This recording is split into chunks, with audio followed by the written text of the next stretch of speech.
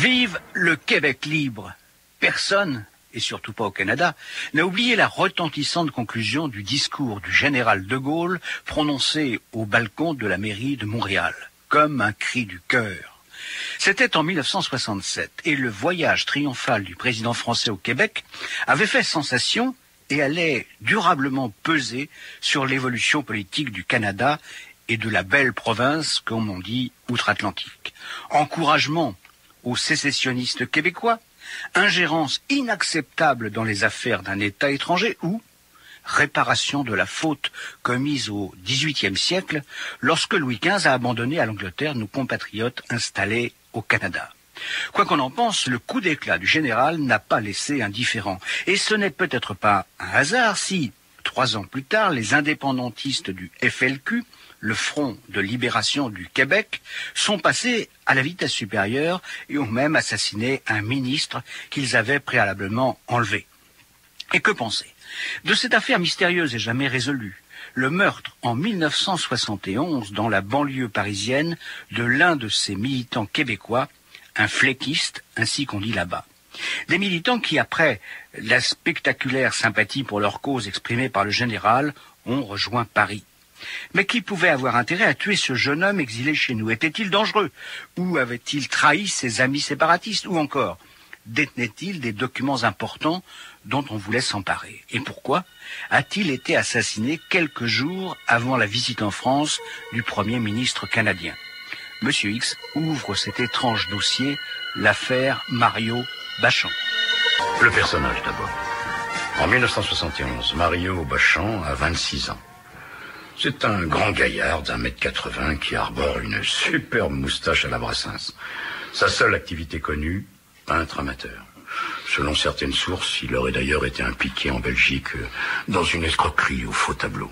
Bon, soyons prudents, car cette affaire est entourée d'un grand flou. De la même façon, on lui prêtera une ou plusieurs liaisons féminines. Pour quelle raison? Bon, on retrouvera dans sa chambre plusieurs correspondances amoureuses. À tel point que les enquêteurs penseront un moment à un drame de la jalousie. Mais c'est évidemment la piste politique qui semble la plus sérieuse. À cause de ses activités militantes. Oui, oui. Très tôt, il n'a pas 20 ans, Bachand s'engage au FLQ. Et ça lui vaudra de passer 4 ans derrière les barreaux. Le jeune homme a en effet été accusé d'avoir commis plusieurs attentats dans son pays. Puis ce militant qui professe des opinions d'extrême gauche fuit le Québec, passe par Cuba et Alger avant de s'installer dans la région parisienne. Il faut préciser que le FLQ, on n'en reparlera plus, mais c'est le Front de libération du Québec. Oui. Et alors, Bachand, là, dans la région parisienne, où vit-il plus précisément? À Saint-Ouen. Au cours d'une réunion, il a sympathisé avec un jeune assistant à l'université qui lui a offert l'hospitalité dans son modeste studio. Alors maintenant que vous en savez un peu plus sur ce Bachand... C'est quand même assez mince, hein, je suis d'accord, mais enfin j'y reviendrai. Alors les faits. Fin mars 1971, en début de soirée, ce professeur assistant regagne son domicile et il découvre le cadavre de Bachand qui gît sur la moquette du studio. Manifestement, le Québécois a été touché à la tête. Par arme à feu? Oui, l'autopsie révélera que Bachand a été mortellement blessé par 2 balles de calibre 22. 22, c'est un petit calibre, ça. Oui, qui n'est guère utilisé par les tueurs professionnels. Mais le 22 aussi ne fait pas beaucoup de bruit, surtout quand l'arme est équipée d'un silencieux. C'est pourquoi il est parfois utilisé par les spécialistes. Mais dans le cas de Bachand, là, personne n'a rien entendu? Effectivement. Alors... les hommes de la PJ tentent de reconstituer l'emploi du temps de Bachand, avec l'aide de son hôte, naturellement, et voici ce qu'ils apprennent. La veille, alors que le Québécois était sorti, un couple l'a demandé. Qui? 2 jeunes gens, un homme et une femme, des Canadiens. Ils sont revenus le lendemain, dans la matinée, et se sont assez longuement entretenus avec Bachand. Et cet assistant-là a assisté à l'entretien? Non. Non, d'ailleurs, il a eu l'impression que ni Bachand ni ce couple ne tenaient à ce qu'il entende leur conversation. Puis ils sont tous allés déjeuner ensemble avant que le professeur ne parte pour l'université. Au cours de ce déjeuner, que se sont-ils dit? Rien de saillant, des banalités émaillées d'expressions québécoises. Bon. Alors lorsque cet homme-là, cet assistant à l'université, là, est revenu chez lui, Bachand était mort. C'est ça, oui. Donc... il y a de fortes chances qu'il ait été tué par ce couple? Bien sûr. Mais ces 2 mystérieux Canadiens n'ont pas été retrouvés. S'ils étaient réellement les assassins, Ils ont dû très vite passer une frontière et disparaître avant qu'on retrouve le corps de leur victime. Ils ont quand même pris beaucoup de risques, non? Le déjeuner, la présence de ce témoin... Certes, mais ils avaient sans doute bien préparé leur fuite. Et puis, ils savaient peut-être qu'on ne les rechercherait pas très activement. Que voulez-vous dire, là? Écoutez, un petit peu de patience, je vous expliquerai, c'est promis. Bien sûr, la police a enquêté dans les milieux québécois de la capitale pour en apprendre un peu plus sur Bachand. Alors, avec quel résultat? Les enquêteurs ont découvert le passé activiste du jeune homme. Ouais, sa condamnation, ses années de prison... Et ils ont surtout découvert une personnalité un petit peu brouillonne. D'après ces Québécois, qui avaient eux-mêmes été des militants du FLQ, des fléquistes, comme on dit là-bas, Bachand était d'abord un type qui voulait faire parler de lui. D'accord, mais enfin, il a tout de même connu la prison à cause de ses idées. Et de son utilisation de la dynamite. Ouais. Il avait une nette tendance à la mythomanie. Et puis, il parlait beaucoup trop. Un type imprudent. Sans doute.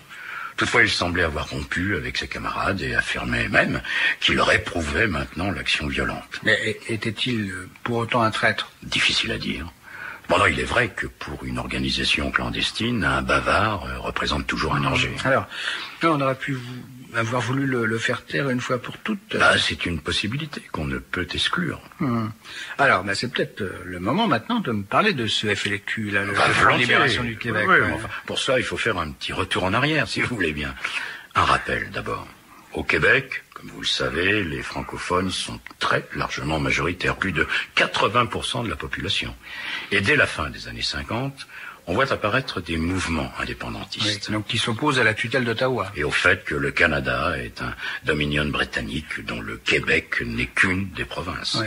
Mais ces indépendantistes-là, sont-ils déjà des clandestins? Non. Ils ont créé des partis politiques parfaitement légaux, dont le principal était le RIN, c'est-à-dire le Rassemblement pour l'indépendance nationale. Le RIN. Ouais. Le Québec est alors gouverné par Maurice Duplessis, un conservateur ultra-catholique opposé à tout changement. Et alors que les autres provinces anglophones connaissent une évolution dynamique, le Québec se replie sur lui-même et demeure figé. Toutefois, ça change radicalement en 1960 avec la disparition de Duplessis. Le nouveau Premier ministre, Jean Lesage, fait le pari de la modernité. Et le Québec va effectivement changer. Très vite, oui. La province se réveille et sort à grands pas de l'obscurantisme. L'État se lance dans un important programme de réforme. En même temps, évidemment, on observe une véritable effervescence à la fois politique et culturelle. Il faut aussi souligner la présence dans l'équipe gouvernementale d'un certain René Lévesque, un journaliste de télévision très populaire. Et qui deviendra, lorsqu'il sera à son tour Premier ministre, un ardent promoteur de l'indépendance québécoise. C'est exact, oui. Est-ce que ce sursaut québécois s'accompagne d'une montée des idées indépendantistes? C'est forcé. Le slogan de cette révolution tranquille, comme on l'appelle, c'est « Maître chez nous ». Oui, ça me paraît assez clair, ça. Mais ce n'est pas suffisant pour les indépendantistes purs et durs, partisans de la manière forte. Et c'est donc dans ce climat bouillonnant que le FLQ fait son apparition. Et comment Par l'explosion d'une première petite bombe. En fait, un simple cocktail Molotov lancé sur le bâtiment abritant une radio anglophone. Et peu après, il diffuse son programme, essentiellement la lutte contre le colonialisme anglophone, l'affirmation de l'identité québécoise et une véritable révolution sociale. Oui, c'est seulement des militants de gauche. Et même d'extrême gauche. Leurs héros sont Fidel Castro, Mao Zedong ou Frantz Fanon. En tout cas, très vite, ces révolutionnaires passent à l'action. Après leur première bombinette, ils s'attaquent aux symboles du colonialisme et de la bourgeoisie anglophone. Par exemple ? Ils posent des bombes près des installations militaires britanniques, commettent des attentats dans le quartier chic de Montréal, où habite le gratin de la population anglophone, et s'en prennent également à la police montée. Ouais. Mais, si je comprends bien, c'est en priorité la couronne britannique qui est visée. Et notez-le bien, c'est en seulement quelques semaines que ces attentats sont perpétrés. Cependant, rapidement, il va y avoir des bavures. Fin avril, un garde est tué au cours de l'attaque d'une armurerie. Et 15 jours plus tard, un soldat est grièvement blessé alors qu'il tente de désamorcer une bombe. Ouais, ça devient plus sérieux. Et la police fédérale contre-attaque. Assez vite, elle procède à plusieurs arrestations. Ce qui montre que le FLQ est assez perméable. Ça me paraît évident. Et tout cela relève d'un certain amateurisme, malgré la présence au sein du groupe d'un militant aguerri, un nommé George Shutters, un Belge. un commis voyageur de la Révolution qui est chargé de l'entraînement des felkistes. Est-ce que cette vague d'arrestations suffit à neutraliser le FLQ? Non. Non, et bientôt il y aura d'autres morts. Le Figaro publie une grande enquête de Nicolas Châtelain sur les indépendantistes québécois. Le journaliste revient d'abord sur les années du Plessis et parle ainsi de ce personnage qui a été si longtemps Premier ministre du Québec. Ce personnage redouté avait fait de Québec une sorte de fief féodal sur lequel il faisait régner son autorité paternaliste. Il était résolument conservateur. Il maniait une multitude de ficelles, de moyens de pression et d'instruments de chantage d'une efficacité telle que personne n'eût songé à bouger. Le clergé traditionnaliste de l'époque lui apportait un appui enthousiaste.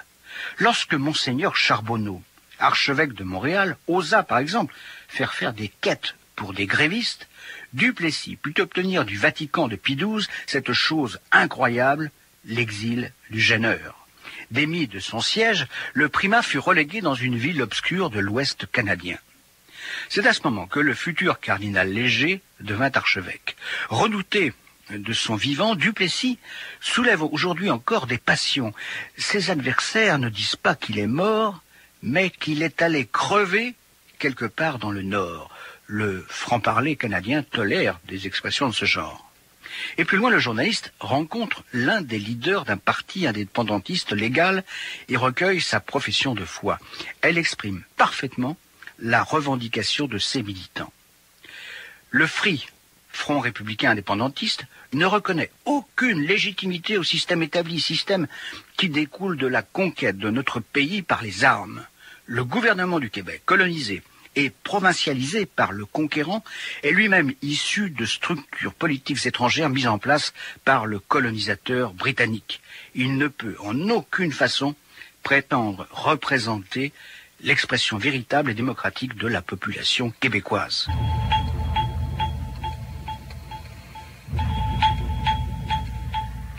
Avant de parler de l'évolution du FLQ et de l'escalade qui va s'en suivre, quelques mots sur les hommes. Les militants, vous voulez dire? Oui, les idéologues. Et d'abord les effectifs. Au départ, ils sont une quinzaine, tous originaires de ces mouvements indépendantistes qui sont apparus au début des années 60. C'est bien peu, hein? En effet. Alors les leaders, il y a d'abord ce Shutters dont je vous ai parlé. Il est arrivé au Canada au tout début des années 50. Et par rapport aux autres, beaucoup plus jeunes, c'est un vieux routier, un théoricien aussi, qui va peu à peu s'imposer intellectuellement aux autres. On trouve ensuite un type très intéressant, nommé Vallière, un autodidacte qui a connu une enfance et une adolescence misérables et qui publiera un livre au titre éloquent « Nègre blanc d'Amérique ». Pour lui, j'imagine que les nègres blancs, ce sont les Québécois francophones. Et parmi eux, les plus pauvres et exploités par les anglophones, oui. C'est d'ailleurs ce Vallière qui établira un lien entre le combat des Québécois et la lutte des opprimés dans les pays du tiers-monde. Mais il faut rappeler qu'on est alors en pleine période de décolonisation. Quoi qu'il en soit, Pierre Vallière devra fuir le Québec pour les États-Unis, mais il sera extradé et condamné à une lourde peine de prison. D'autres militants? Villeneuve, Raymond Villeneuve. Un tout jeune homme qui s'engage à peu près au même âge que Mario Bachand. Mais comme ce dernier, il sera arrêté après les premières actions violentes du FLQ et après sa libération, il fuira à Cuba. Décidément, le pays de Fidel Castro exerce une grande attraction sur ces jeunes gens. Et m'avez-vous dit, Bachand aussi est passé par Cuba. C'est juste. Un dernier nom peut-être, Gabriel Hudon. Et lui, c'était le fournisseur de dynamite. Et où allait-il la chercher? Il la volait, en particulier sur les chantiers ou les carrières. Mais il ne se contentait pas d'être le fournisseur. Il a aussi participé à toutes les premières actions du FLQ. Et ça lui vaudra d'être condamné à 12 ans de pénitencier et 5 ans en plus pour tous les attentats auxquels il a participé. Donc si j'entends bien, là, ils ont presque tous été arrêtés. Et ce premier noyau de dirigeants devra être remplacé. Mais notez bien que ces arrestations, dont celle de Bachand, ne ralentiront pas l'activité du FLQ. Alors, venons à ces nouveaux attentats sanglants que je vous annonçais. En 1964, un commando de l'organisation attaque une nouvelle fois une armurerie. Pour se procurer des armes, j'imagine. Ah, bien entendu. À la tête de cette petite équipe se trouve un ancien militaire de la Légion étrangère. Que se passe-t-il? Je ne sais pas précisément, mais les indépendantistes ouvrent le feu. 2 personnes sont tuées. Ça devient excessivement grave. Et pardonnez-moi d'être cynique, mais ce genre de bavure est extrêmement contre-productif. Ouais, sur le plan de la propagande. Naturellement. Il y a encore plus grave, si j'ose dire. Alors que le combat des indépendantistes devient de plus en plus anticapitaliste, que les patrons soient anglophones ou francophones, le FLQ intervient de plus en plus dans les conflits sociaux. Et au cours d'un raid mené contre une usine dont les ouvriers sont en grève, une femme de ménage est tuée. Et pour les indépendantistes qui espèrent rallier les travailleurs à leur cause, c'est naturellement une vraie catastrophe. Un grave échec. Mais au fond, ça correspond à l'évolution de cette organisation terroriste. Certes, le FLQ fait parler de lui en perpétrant des actions très spectaculaires. Plus de 200 actions violentes en 7 ans, dont des braquages de banques. Mais il ne réussit pas à sortir de la marginalité. Il n'a pas réussi à mobiliser derrière lui l'opinion québécoise. La sensibilisation des masses, comme on disait à l'époque. Ouais, c'est la vérité. Et les fléquistes n'ont jamais eu la possibilité de susciter l'insurrection populaire qui devait être à terme leur objectif. En outre, je suis à peu près certain que le FLQ a été infiltré. Par qui? Des individus téléguidés par les organes de sécurité, tels la gendarmerie royale canadienne. Des infiltrés qui ont peut-être même participé à des attentats. Et tenez, ça me rappelle exactement ce qui s'est passé chez nous, avec le FLB, le Front de Libération de la Bretagne, vous vous rappelez? Nous y avions consacré un entretien. Ouais, le faux vrai attentat contre la villa de Francis Bouygues, avec la complicité de policiers de la DST. Ouais, c'est ça. Oui, tout à fait. Alors, la police canadienne aurait donc pu assez aisément coffrer tous ces indépendantistes. Je le pense, oui. Ouais. Mais parfois, il est plus intéressant de laisser vivre une organisation subversive en la contrôlant. Expliquez, là. En l'éliminant de manière radicale, on risque de faire naître d'autres vocations. Ouais, d'autres militants, d'autres organisations. Ouais, et ces petites nouvelles, il faudra du temps avant de pouvoir les infiltrer, vous comprenez? Mais dans le cas précis du FLQ, j'imagine aussi autre chose. Une raison supérieure qui explique pourquoi les policiers de la gendarmerie royale préféraient contrôler le FLQ plutôt que de l'éradiquer. Toutefois, je dois avouer que ce n'est qu'une hypothèse. Oui, mais je vous écoute quand même. Alors, pour bien comprendre, il faut évoquer le fameux voyage du général de Gaulle au Québec. En 1967, c'est ça. Exactement. Alors, pardonnez-moi d'oublier pour un temps le FLQ et l'affaire Mario Bachand. Je dois d'abord dire que de Gaulle pensait depuis longtemps à la question québécoise. Et pour parler de façon triviale, le général était profondément agacé par cette affaire. C'est-à-dire? Moi, je supportais mal de voir un État de souche française, le Québec, subordonné à une fédération anglo-saxonne. Ça l'exaspérait d'autant plus que la Constitution canadienne excluait que la France puisse nouer des liens diplomatiques directs avec le Québec. Ah oui, puisque le Québec n'était qu'une des provinces de la Confédération. Mais n'a-t-on pas un peu triché en permettant la création à Paris d'une maison du Québec? Vous avez raison. Cette maison québécoise fait un peu office de délégation officielle. Toutefois, ce n'est pas une ambassade. Ouais.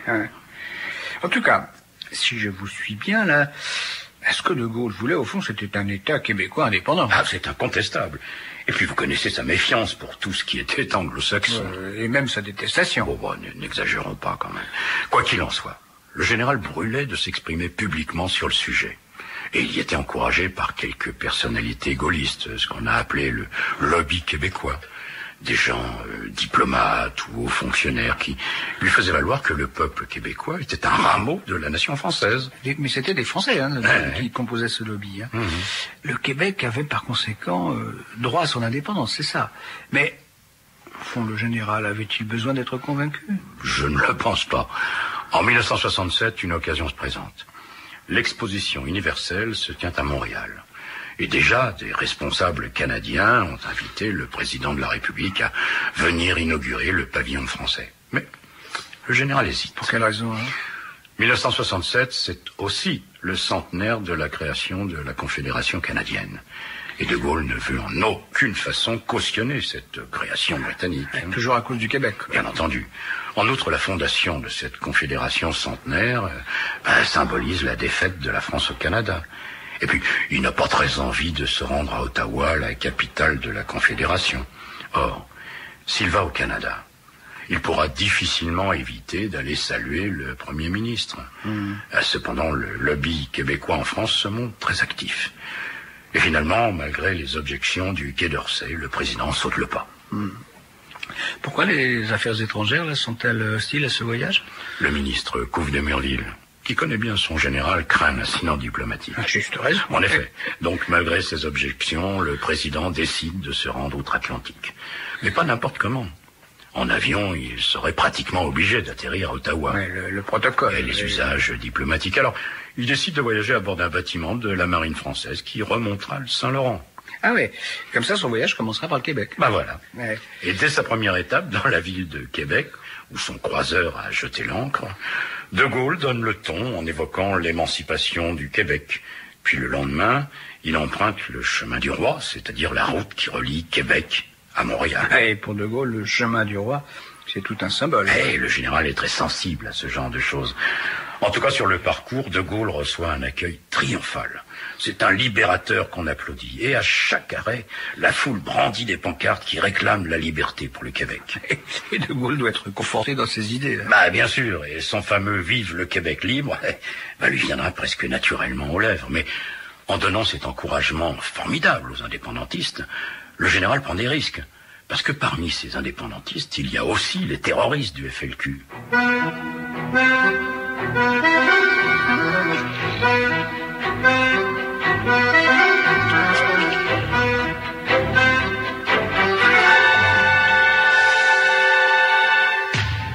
Je vais vous confier un secret que vous ne répéterez pas. Ce soir ici, et tout le long de ma route, je me trouvais dans une atmosphère du même genre que celle de la libération.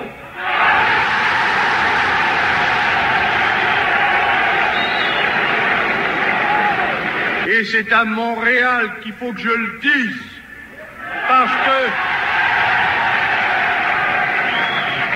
parce que s'il y a au monde une ville exemplaire par ses réussites modernes, c'est la vôtre.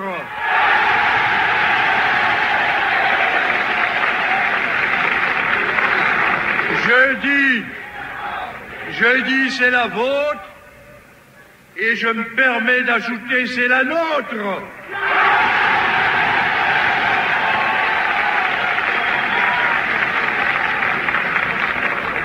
Vive Montréal, vive le Québec.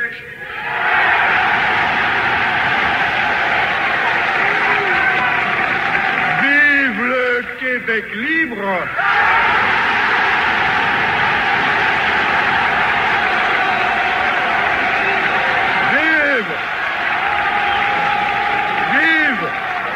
Vive le Canada français et vive la France.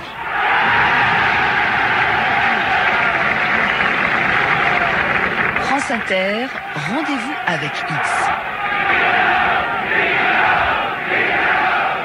Qu'en était-il réellement des rapports du général de Gaulle avec le Québec? Maurice Vaïs, auteur d'un ouvrage sur la politique étrangère du président français, fait l'analyse suivante. Qu'est-ce qui a fait qu'il s'est préoccupé des Québécois? Peut-on y voir un aspect de son anti-américanisme? Avait-il de l'intérêt pour le Québec avant 1967? Sa perception du Canada s'inscrit dans une évolution relativement lente. De Gaulle voit dans cet État un allié des deux guerres mondiales. Il s'y rend d'ailleurs 2 fois. Bien que l'appel aux Canadiens français lancé le 1er août 1940 reste sans écho, ces 2 voyages, en juillet 1944 et août 1945, lui donnent l'occasion d'exprimer son attachement sentimental pour la communauté française. Mais, à ce moment-là, le général de Gaulle a une vision très unitaire du Canada. Son attitude à l'égard du Québec évolue par à-coups de 1958 à 1969. Il ne devient sensible aux faits canadiens-français qu'à partir de 1960. Il se sent responsable de tous les Français où qu'ils se trouvent, donc des Français d'Amérique. Il a de plus mauvaise conscience à l'égard de ceux du Canada, abandonnés après la guerre de 7 ans en 1763. Il exprime implicitement le poids d'une certaine culpabilité de la France vis-à-vis du passé, dans la comparaison qu'il fait du Québec avec un enfant naturel dont on reconnaît la paternité, ce qui justifie une présence plus active de la France ainsi qu'un intérêt plus marqué à l'égard de ce rameau d'elle-même.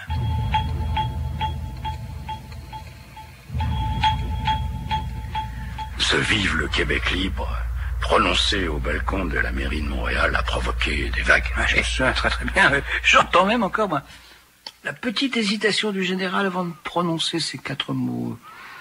Comme si c'était d'abord un cri du cœur. Ah, peut-être avez-vous raison, mais De Gaulle était un politique avisé. Et puis il venait de constater tout au long du chemin du roi combien les Québécois voulaient leur liberté. Alors, bien sûr, à Ottawa, on a été très fâchés. Et le général a profité de ce mécontentement pour brûler l'étape d'Ottawa et rentrer aussitôt en France. Et il a particulièrement apprécié le commentaire de l'un de ses conseillers qui lui a dit « Mon général, vous venez de payer la dette de Louis XV ?» Ah, c'est très gaulien, ça. Hein. Effectivement, oui. En dehors de la brouille diplomatique qui a suivi et sur laquelle je passe, ce voyage présidentiel a poussé les services de sécurité canadiens à surveiller de très près certains Français installés au Québec. Ah oui, parce qu'ils seraient soupçonnés d'aider les indépendantistes? Bah, éventuellement, oui. Et ça va aller assez loin, puisque l'un de ces membres du lobby québécois, qui avait même été l'un des organisateurs du voyage du général, a été accusé d'être un agent du SDEC. Ah, notre service de renseignement. Oui, en tant que tel, ce personnage a été expulsé du Canada. Et votre avis? Je ne crois pas que cet homme était un agent, mais il est vrai que la France, à travers toute une série d'associations, a soutenu l'action des indépendantistes. Et encore une fois, parmi ces gens-là, il y avait peut-être des types qui étaient des activistes du FLQ, mais je ferme cette longue parenthèse et je vous explique où je voulais en venir. C'est-à-dire l'intérêt pour les autorités canadiennes de ne pas démanteler complètement le FLQ. Ah, je suis curieux d'entendre votre démonstration. Bah, le FLQ va commettre des fautes, de très graves fautes. Et je n'exclus pas que l'organisation clandestine ait été poussée à faire commettre ces excès.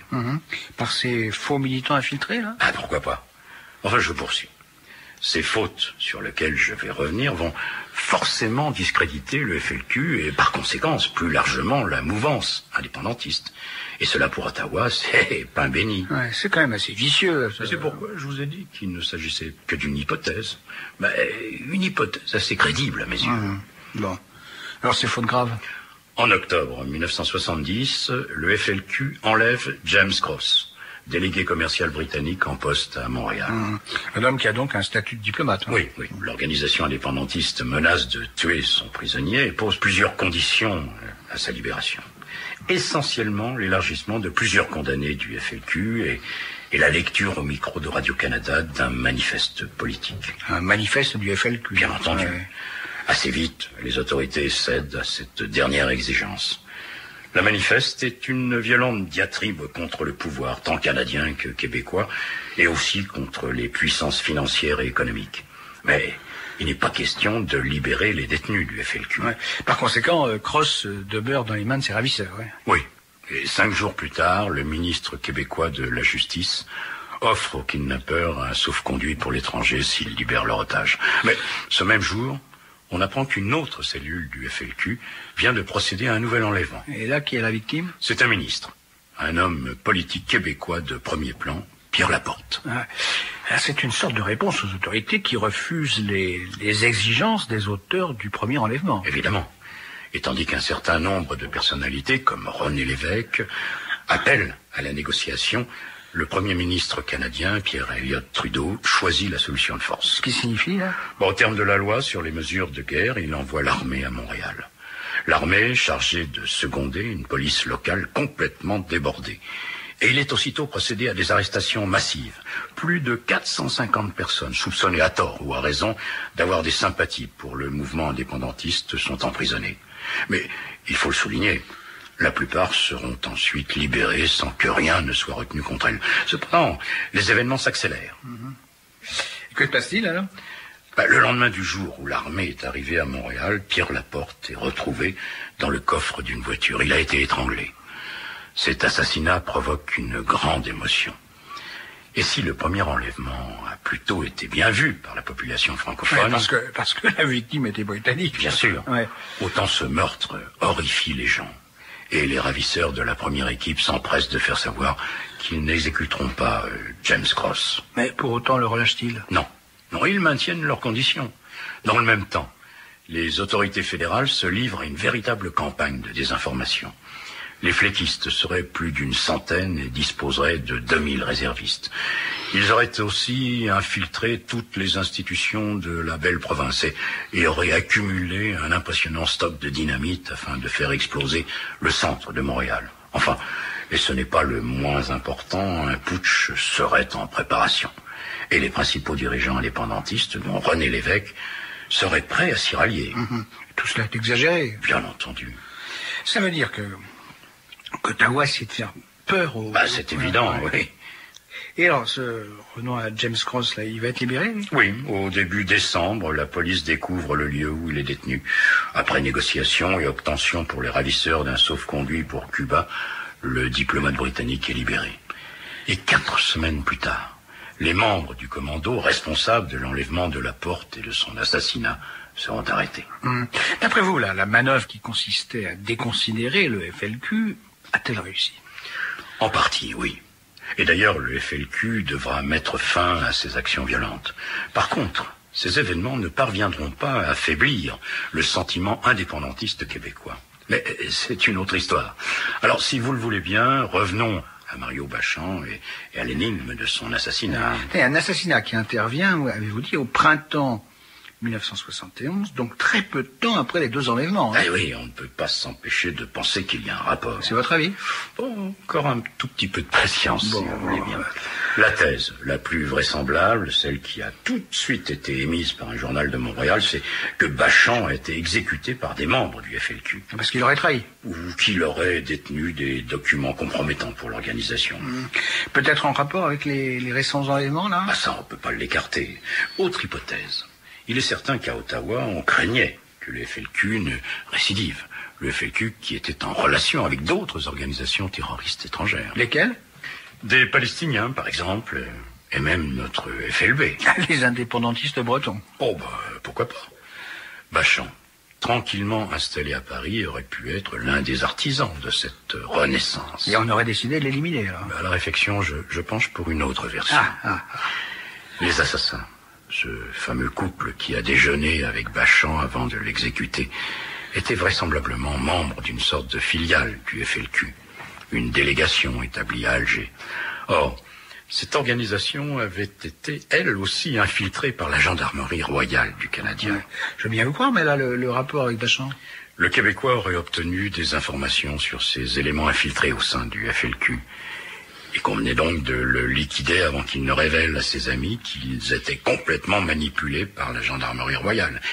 Et si les assassins ont agi sans prendre beaucoup de précautions, c'est qu'ils étaient sûrs de s'en sortir. Pourquoi alors ? Parce qu'en France même, des services étaient au courant et avaient pour mission de les couvrir et aussi de veiller sur leur fuite. Mais attendez, là, est-ce que vous avez des preuves de ce que vous avancez ? L'une, au moins. Le commissaire qui a dirigé l'enquête s'est plaint de ne pas avoir bénéficié de la collaboration de notre service de contre-espionnage. La DST. Oui. Et ce policier a même eu l'impression qu'on a tout fait pour étouffer, sinon saboter son enquête. Cette dernière thèse a été plus ou moins confirmée par une enquête d'un écrivain, Michael McLaughlin, auteur d'un ouvrage intitulé « Dernier arrêt, Paris ». L'assassinat de Mario Bachand et la mort du FLQ. Un livre où cet auteur donne même les noms de cet homme et de cette femme qui auraient été les exécuteurs de Bachand. Quant au manifeste du FLQ évoqué par M. X et diffusé par Radio-Canada, je l'ai retrouvé. En voici les premières lignes. Le Front de libération du Québec n'est pas le Messie ni un Robin des Bois des temps modernes. C'est un regroupement de travailleurs québécois qui sont décidés à tout mettre en œuvre pour que le peuple du Québec prenne définitivement en main son destin. Le Front de libération du Québec veut l'indépendance totale des Québécois, réunis dans une société libre et purgés à jamais de sa clique de requins voraces, les big boss patronneux et leurs valets qui ont fait du Québec leur chasse gardée, de la main-d'œuvre à bon marché et de l'exploitation sans scrupules. Le Front de libération du Québec n'est pas un mouvement d'agression, mais la réponse à une agression, celle organisée par la haute finance, par l'entremise des marionnettes des gouvernements fédéral et provincial.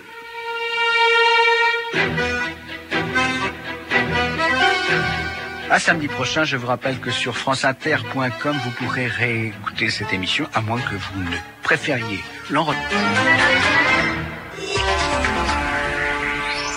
Objectif